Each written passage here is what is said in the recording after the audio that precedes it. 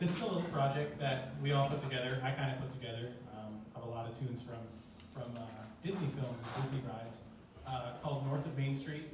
I'm North, yes, that's my name. And tonight, Blakely is kind of our Main Street USA as we go through these tunes. I've been putting this project together because I'm a big Disney fan myself. You can call me a Disney adult, that's fine. I'm okay with that.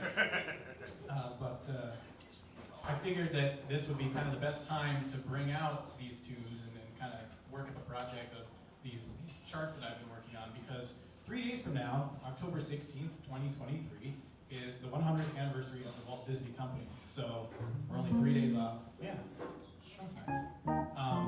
So I figured, like I said, this is just the best time to bring out these tunes. And that, of course, was Someday My Prince Will Come from Snow White. That was from 1937. That was the first ever, not just in Walt Disney, but the first ever full-length animated film. Whoa. Yeah. So we're going to be learning a lot So the idea tonight is to kind of, if you want to stay for an extended period of time, is to kind of go throughout the chronology of a bunch of Disney films, and of course starting with Snow White, because you got to, and kind of work through those 100 years of history up until almost today. Again, that was from Snow White, and then we're going to move forward a few years to Disney's second animated film, Pinocchio, which was in 1940, and this is probably one of the most recognizable Disney tunes in their catalog. Let's play. Guillermo del Toro is pretty old. Made this in the 30s, that's not. Well, 1940. Okay. Ready? One, two,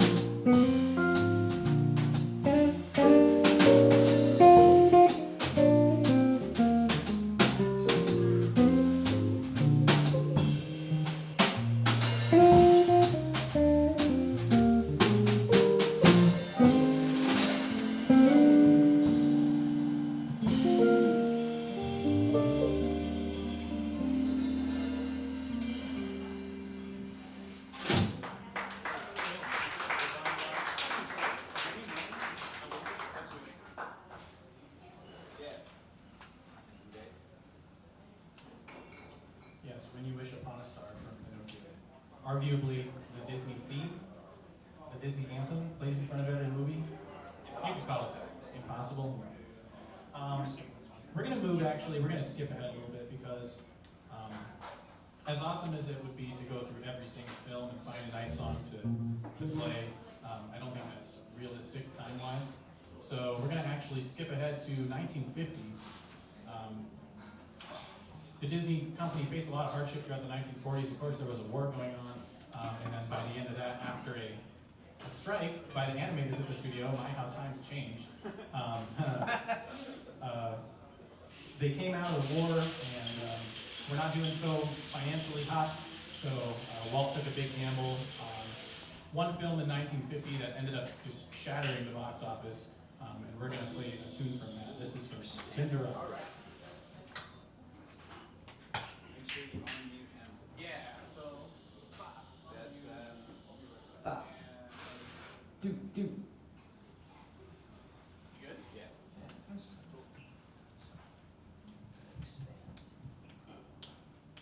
Are we right?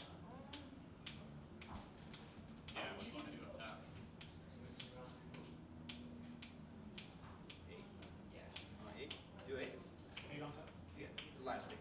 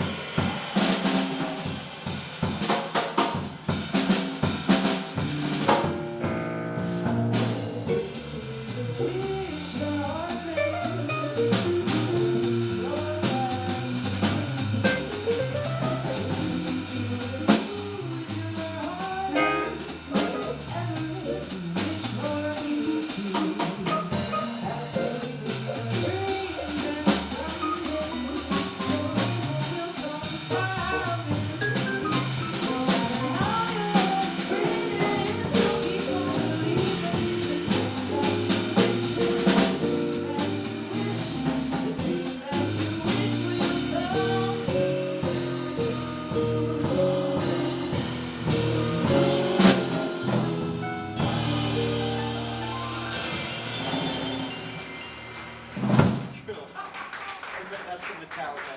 Metallica.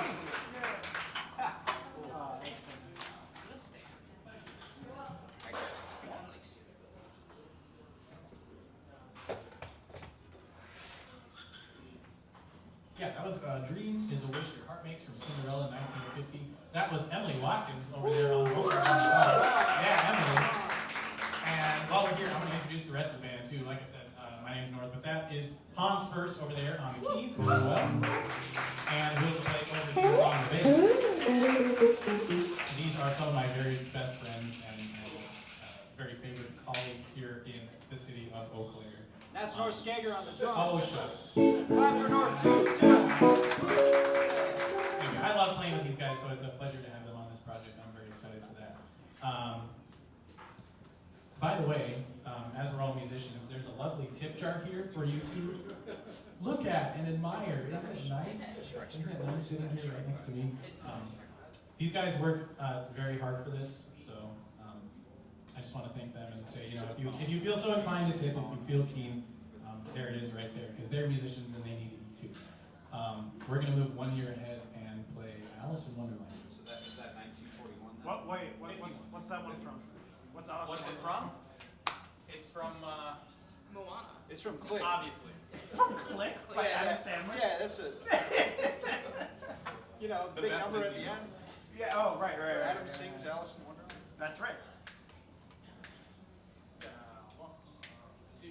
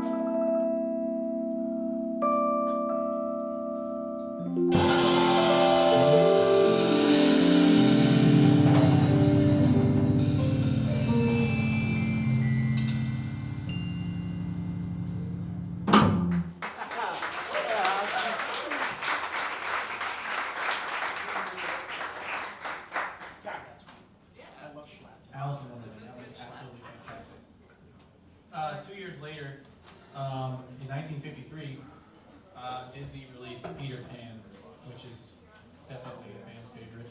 I like Peter Pan. Do you like Peter Pan? Certainly. And because we're going to play a tune from Peter Pan, I'm going to invite someone to the stage very near and dear to my heart. This is Emma Campbell on violin. And she's going to play with us a tune from Peter Pan, which you like Peter Pan, don't you, Emma? It's your favorite.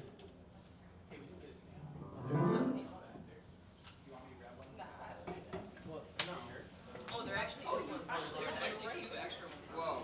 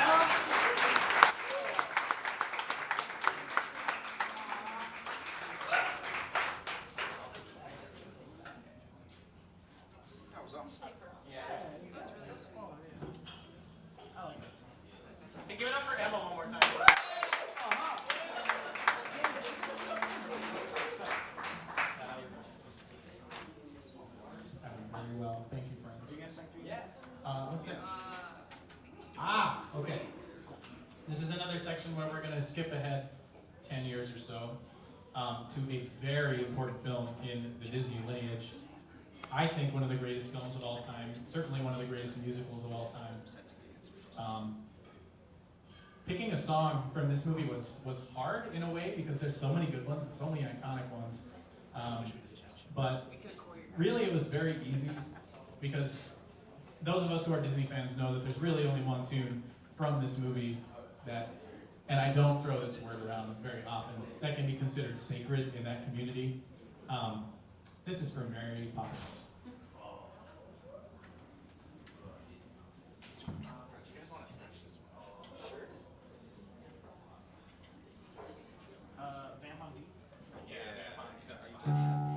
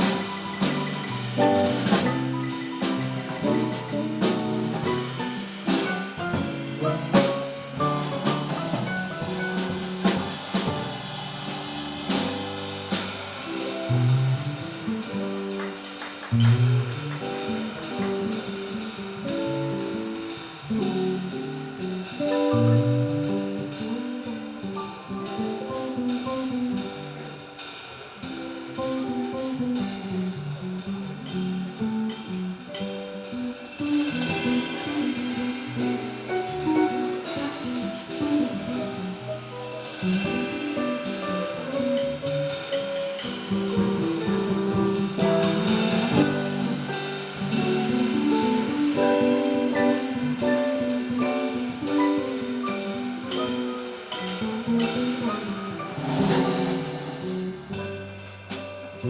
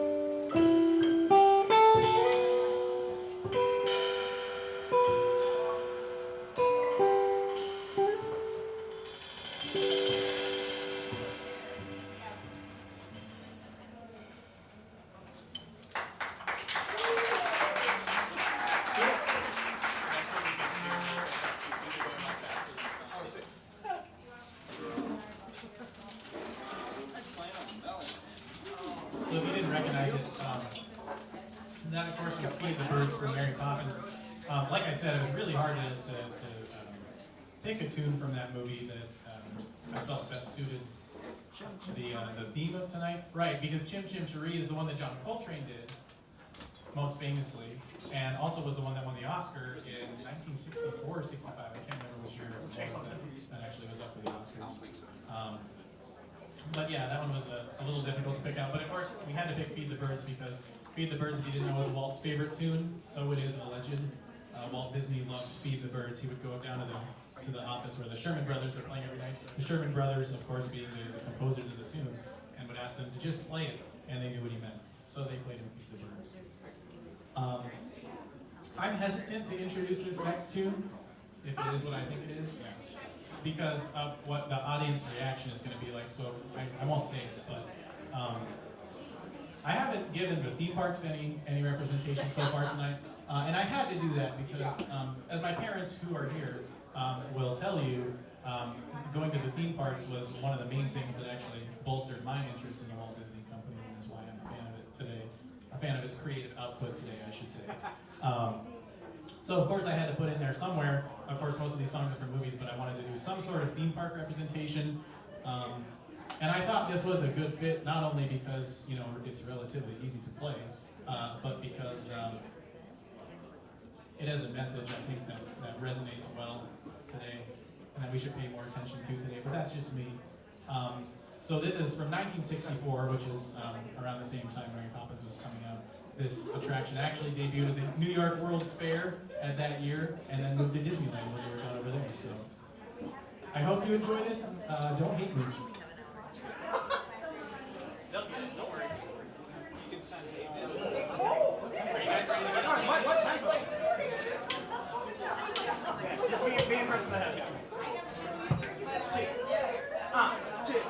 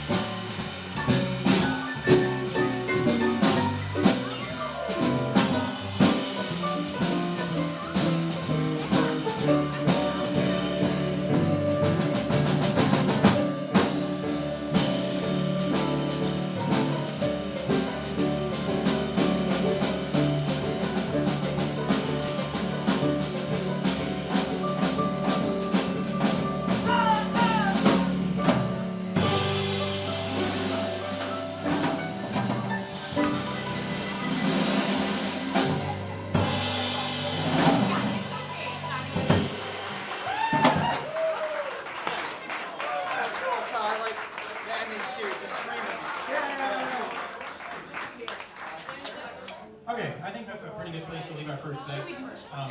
We're going to take a break and be back in a few minutes. Hello, everybody out there. For those who are listening, welcome back. We're going to start our second set now. For those of you who are new or weren't here at the beginning of the last hour, this is a project called North of Main Street. I'm North, yes, that's my name. And this is a project dedicated to the music of the Walt Disney Company.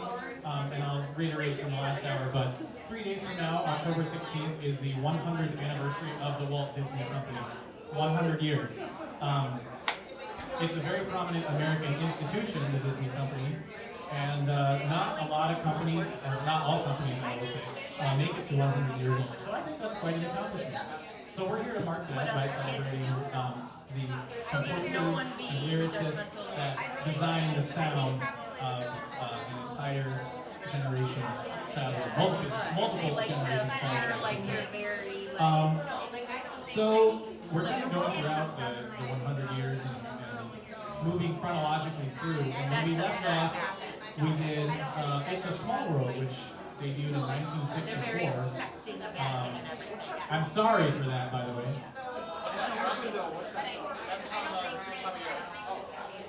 So, in 1966, Walt Disney unfortunately passed away. That's where we left off. And that started kind of what we refer to, refer to as the dark period of Disney. And the first film to come out in that era was the last one that Walt Disney ever worked on personally or directly oversaw, and that's The Jungle Book. And that came out a few months after he died in 1967, and so we're going to play a tune from that film.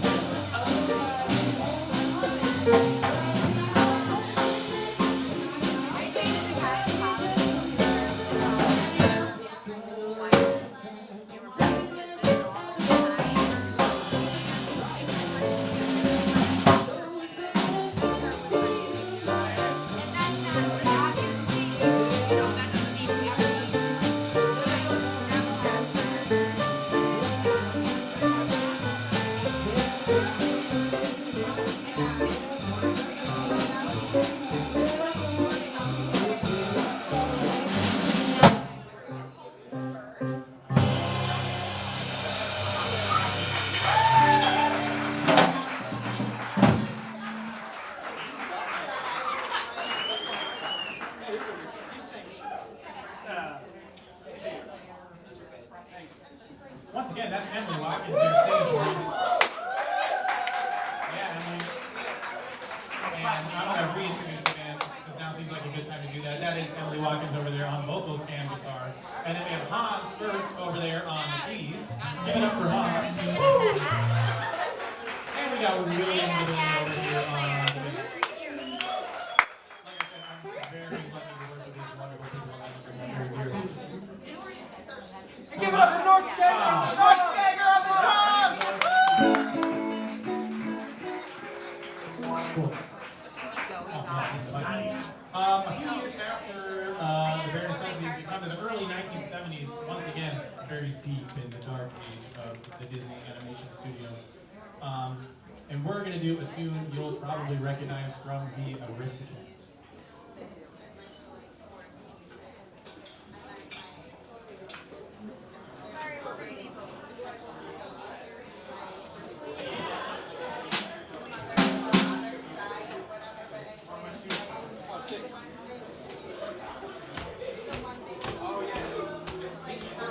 Make it sound like Paul. Yeah. Ready? One, two, two.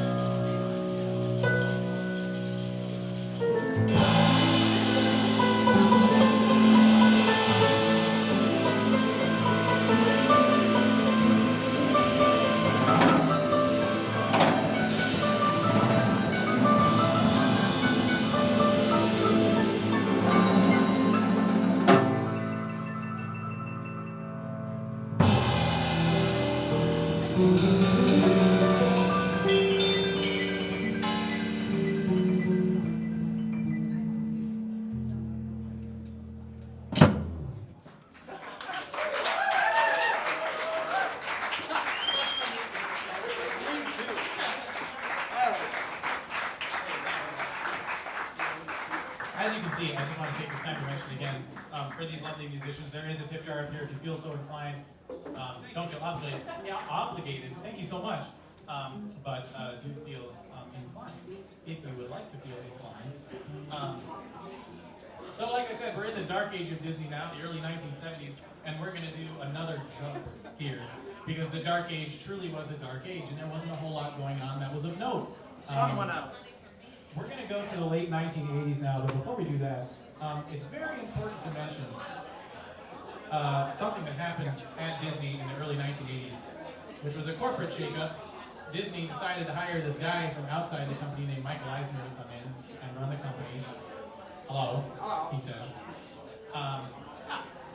And this is very important because Disney animation wasn't doing too hot in the early 80s, and especially throughout the 1970s because, you know, with Walt gone for a couple of decades, it was kind of hard to keep up that creative energy, I guess. And I actually want to do a poll. I want to do a poll here. I want to see how many people have seen the films from the Disney Dark Ages, okay? This is going to be interesting. Sweet. How many people out there have seen the film Oliver and Company? 2, I see 3, like 3, 4. 4. Okay, 5, that's a 6, few. 7, 8. How about The Great Mouse Detective? Anyone's ever seen that one? These are all Disney movies, by the way. So a few more. Okay, that's good. That tracks, by the way, and I'll explain why. How about The Black Cauldron? I've seen that. Okay, so a few people have seen that one. You guys are really cultured. This is a cultured crowd. That's nice. The reason it's important that Michael Eisner knows anything about Disney. Yeah. The reason it's important that Michael Eisner comes into the company in the early or the mid 1980s is because by 1989 he brought a film that absolutely shattered the box office and defined animated film way through today for years to come, obviously. And that film, how many of you people out there have ever seen The Little Mermaid? Okay, see, there was a little more noise on that one. That was less than I thought too. But yeah, Michael Eisner comes in and kicks off an era we know today as the Disney Renaissance with The Little Mermaid in 1989. So we're going to do a tune from that film. Also very important to mention is that they brought in two very, very important people, a composer and a lyricist by the names respectively of Alan Menken and Howard Ashman, who absolutely defined what a Disney movie sounds like going forward, and that's why we have the Broadway style of film that we have today, your Frozens, your Moanas, and all that. Started with The Little Mermaid, an absolute blueprint.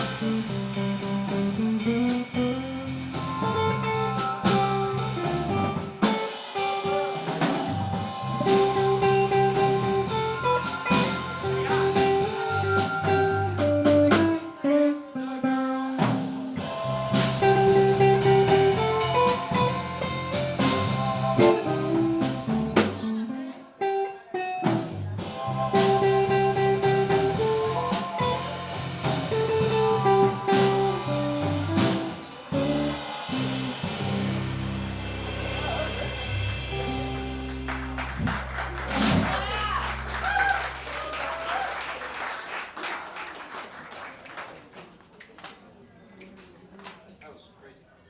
Are you gonna sing on this one? No, this is all. You don't want to sing? No, I know. Oh, no, this is I was all thinking, I skipped. Whoops.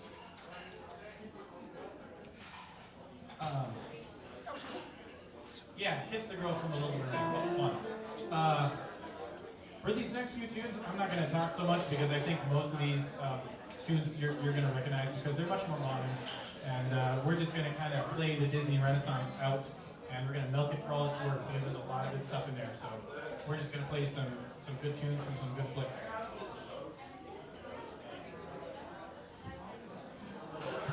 don't know if I'm ready for this one. Oh, this one's sick.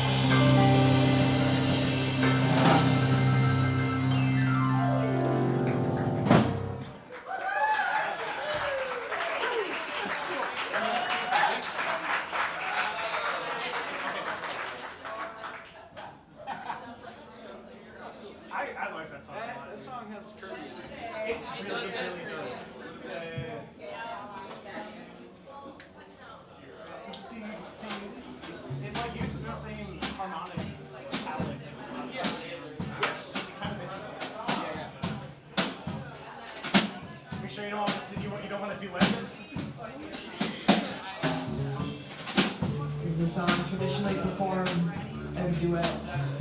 I'm gonna try to sing about myself, and Hans is gonna sing to himself.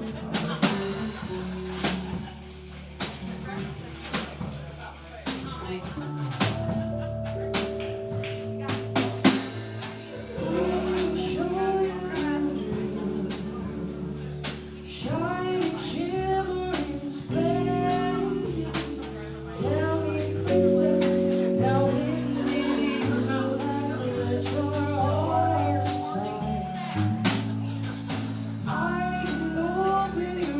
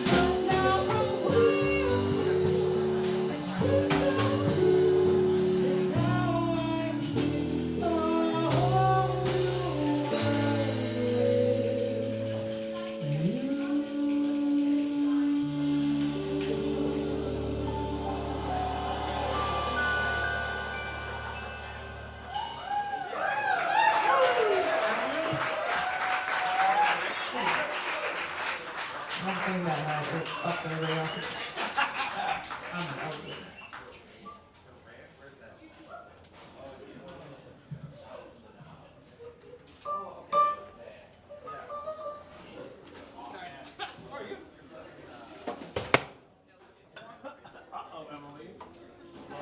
Who needs guitar standing?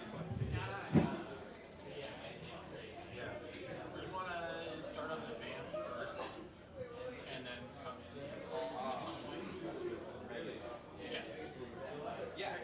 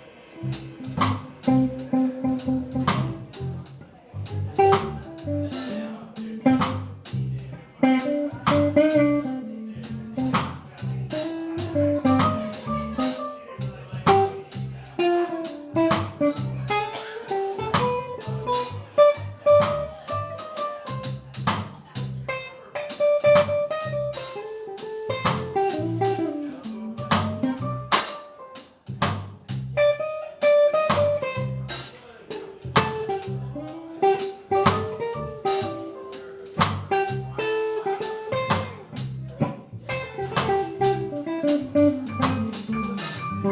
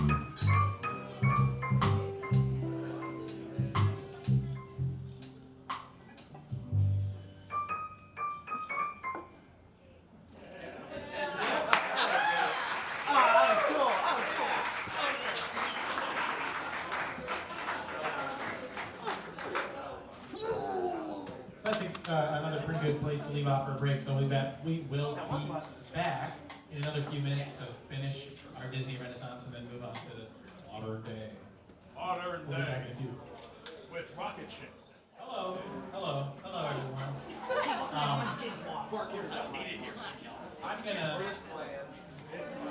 We're gonna come back and play the rest of our tunes. I feel like I should be sitting there. I'm gonna reiterate myself because I think there are some new faces in the room, but I just want everyone to be on the same page. It's gonna be the third time I've said this tonight, but that's okay. That's all right. I think this is important. Tonight we're a group called North of Main Street. My name's North. Yes, that's my name. And we're playing Disney music because in 3 days, the Walt Disney Company is having their 100th anniversary, which is a huge milestone. And so we're gonna play.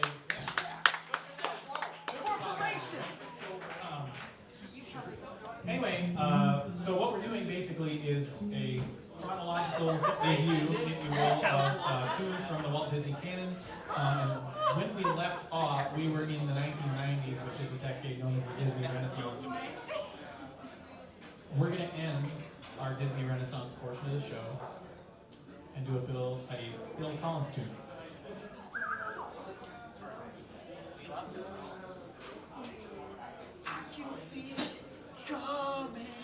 Not that one.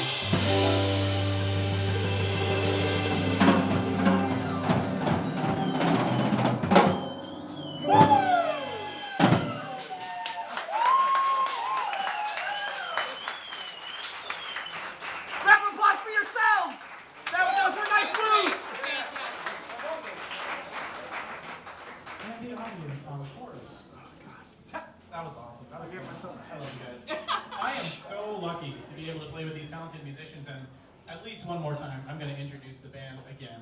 So we have Hans first on the keys. We have Emily Watkins on the guitar and vocals.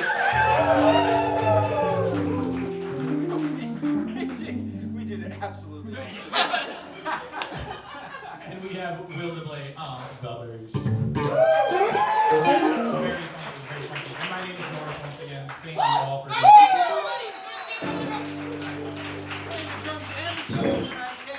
So, we're out of the 1990s. We're in the year of North Stager. Remember the 2000s. The 90s was better, bro. But I'm going to back up a little bit and introduce this next portion because in the early 90s, Disney started a relationship with a new budding animation studio from the Bay Area of California. You might have heard of it. It's called Pixar. And they made some distribution deals with Pixar and helped them make this incredible, amazing, revolutionary, jaw-dropping, technological masterpiece known as Toy Story.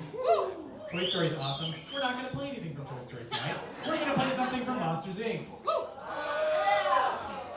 That's Monsters Incorporated. That's correct. Emily, cover my camera when I drop it. Okay.